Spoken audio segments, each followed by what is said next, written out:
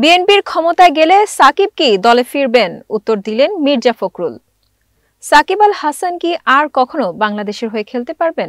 সম্প্রতি বিষয়ে বাংলাদেশের ক্রিকেটে যে প্রশ্নগুলো বেশি শোনা গেছে, এটি তার মধ্যে অন্যতম।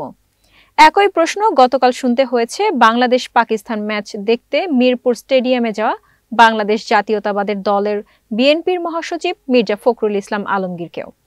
গত বছরের ৫ আগস্ট ছাত্র জনতার গণ-অভ্যুত্থানে শেখ হাসিনার পতনের পর দেশে ফিরতে পারেনি নৌকা প্রতীকে দ্বাদশ সংসদ নির্বাচনে সংসদ সদস্য হওয়া সাকিব।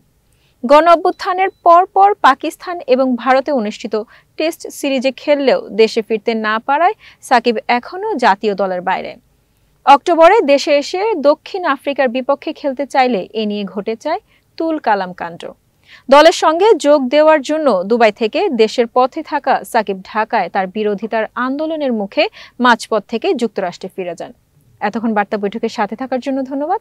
নতুন নতুন তথ্য ও সংবাদ পেতে বার্তা বৈঠকের ফেসবুক পেজ ও ইউটিউব চ্যানেলের সাথেই থাকুন।